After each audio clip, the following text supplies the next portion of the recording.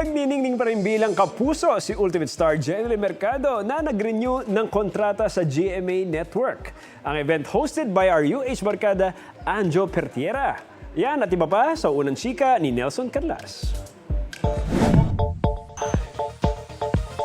Sino raw ang mag-aakala na ang dalagitang ito na unang sumali sa first Philippine reality program ng bansa na Starstruck at itinanghal na Ultimate Survivor? Jenny Mercado! Isa na ngayon sa mga pinakatinitingalang aktres sa mundo ng showbiz. Sa 21 years sa industriya ni Jenny Lynn, samut-saring roles na ang tumatak dahil sa kanyang husay sa pagganap, gaya ni Lira ng OG Encantadia, Super Twins, Itay! Rodora X, Are you stalking me? Pinoy adaptation ng hit K-drama na My Love from the Star, Sorry. Sorry. Pwede kang tumalikod? Sorry. at Descendants of the Sun. Hanggang sa kanyang latest series na Love Die Repeat Maulit-ulit ko makikita mamamatay yung asawa ko, hindi po Carlo. at marami pang iba. She's an accomplished singer and actress, an award-winning producer, a wife and a mother. Pero lahat ng yan, madaragdagan pa dahil sa pananatili ni Jenny Lynn sa kanyang home network, ang GMA. Kasama ni Jen sa kanyang muling pagpirma ng kontrata, sina GMA President and Chief Executive Officer Gilberto R. Duavit Jr., Executive Vice President and Chief Financial Officer Felipe S. Yalong, Senior Vice President for Entertainment Group Lilibet G. Razonable, at manager ni Jen na si Katrina Aguila. Jen coincides with the start, the manifestation of a dream we both shared. Ang GMA noon, nagnanais na makapagpasikat ng artista.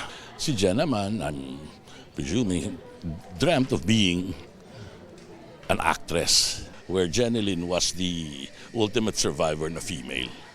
So on that basis, talaga yan ang OG.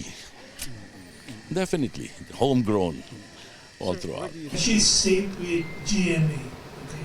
There is no other network that will take care of her.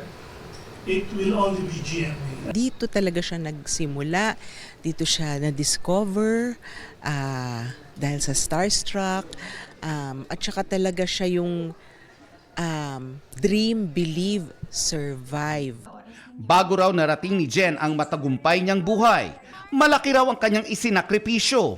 3 ang itinuturing niyang mga pagsubok sa kanyang buhay. Una na rito, ang nabuntis siya sa kanyang panganay na si Alex Jazz. Wala raw kasiguraduhan noon at bilang breadwinner, natakot siya at muntik na niyang talikuran ng showbiz. At noong 2011 naman, And there was a time you almost lost Dennis. Nung time na yun, isa yun sa mga pinakamalungkot na parte ng buhay ko. Kasi siya yung siya yung greatest love ko. malaking pagsubok din nang nawala ang kanyang Mami Lydia na itinuturing niyang source of her strength. Namimiss ko si Mami. Pangalawang contract signing ko na to na wala siya. So yung una ganito rin, para rin ako, alam mo yung parang may kulang, pero alam ko masaya siya para sa akin. Pero alam niyang proud daw ang kanyang mami dahil natupad na ang pangarap nilang maging masaya siya sa kanyang buhay. Siguro dahil gusto niya na marami pa akong matutunan sa buhay.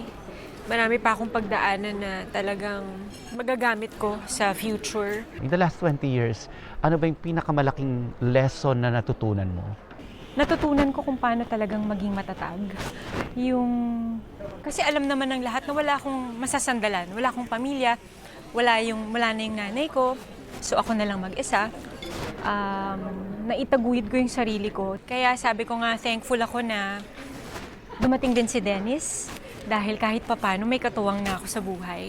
Ngayong 2025, muling mapapanood si Jenny Lynn sa isang action drama series sa telebisyon at romantic comedy drama sa Everything About My Wife na remake ng Korean film na All About My Wife. Sa parehong proyekto, ang pagbabalik team up nila ng kanyang favorite leading man, ang husband na si Dennis Trillo. Congratulations, mahal, at sa bago mong kontrata sa ating Kapuso Network. Excited na ako na gumawa ng mga magagandang proyekto na kasama ka. Sobrang excited na finally magkakaroon ka ulit kami ng project, makakatrabaho ko ulit yung asawa ko. Dahil huling beses namin ginawa na magtrabaho ay siguro mga 10 years ago na, mga ganun na yata katagal. Ito ang unang balita. Nelson Canlas para sa GMA Integrated News. Gusto mo bang mauna sa mga balita?